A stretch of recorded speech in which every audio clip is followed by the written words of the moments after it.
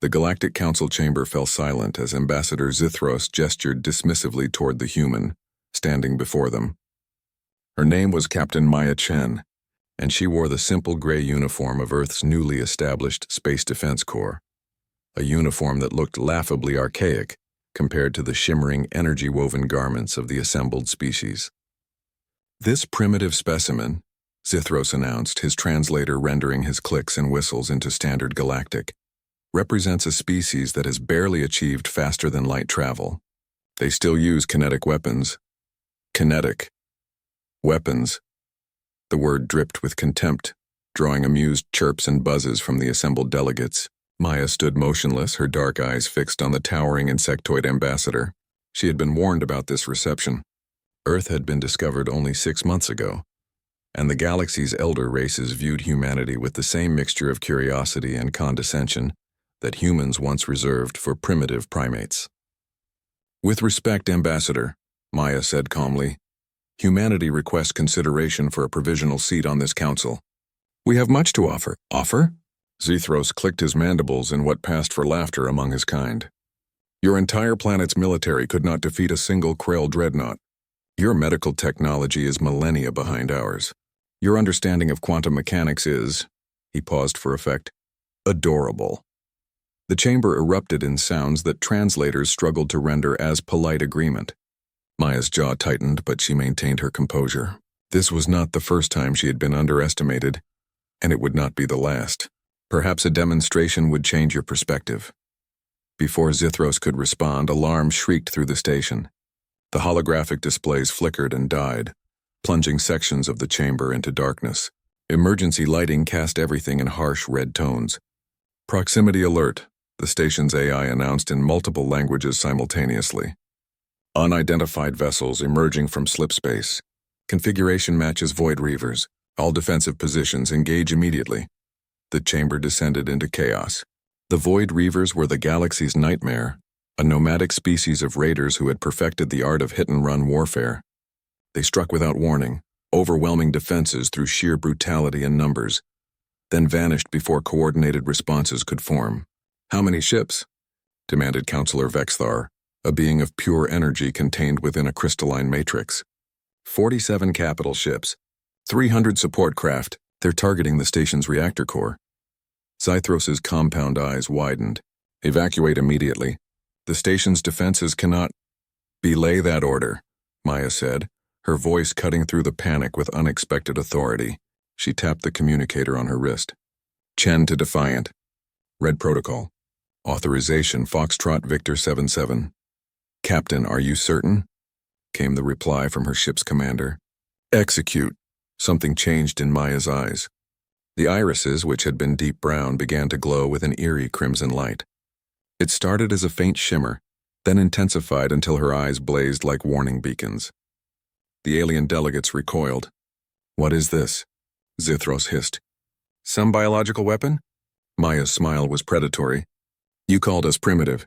You mocked our kinetic weapons, but you never asked why we still use them." She touched her temple and her voice took on a distant quality.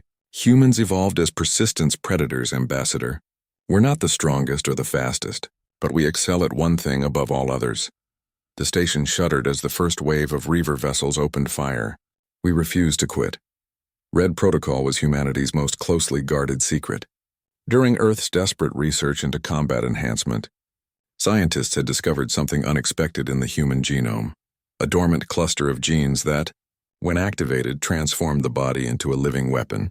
The process flooded the system with adrenaline variants, accelerated neural processing, and temporarily suspended pain receptors. The glowing red eyes were merely a side effect of the increased blood flow to the optical centers, granting enhanced vision and reaction time. But the real advantage was psychological.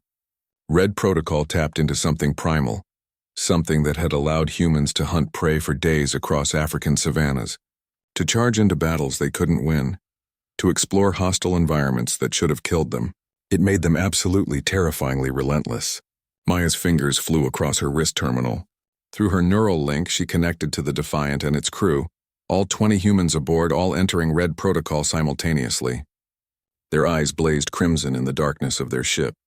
"Defiant incoming," she announced. Time to intercept, 90 seconds. One human ship against 47 Reaver capitals. Vexthar pulsed with disbelief. This is suicide. No, Maya corrected, watching the tactical display with predatory focus. This is hunting. The Defiant emerged from slipspace directly into the Reaver formation, a maneuver considered tactically insane by every military doctrine in the galaxy. Its kinetic weapons, those primitive slugs that Zethros had mocked, began firing at a rate that made the ship appear to be surrounded by a continuous stream of metal. Reaver shields, designed to deflect energy weapons, offered minimal resistance against solid projectiles traveling at relativistic speeds. 3 Reaver ships exploded in the first 5 seconds. But more importantly, the Defiant didn't retreat. It dove deeper into the enemy formation, drawing fire away from the station. Human pilots, their reaction times pushed beyond normal limits, danced through patterns of destruction that would have been impossible for any other species. "They're insane," Zethros whispered. "No," Maya said, her red eyes never leaving the display. "We're committed." For 12 minutes, the Defiant held the Reaver fleet's attention. 12 minutes of impossible maneuvers, of weapons fire that never ceased, of a ship that should have been destroyed 100 times over but simply refused to die. The human crew pushed their bodies past every reasonable limit, operating in that red-lit state of hyperfocus where time seemed to slow, and every decision came with crystalline clarity. When the Council's defense fleet finally arrived, they found 23 Reaver ships destroyed or disabled, and the rest in full retreat.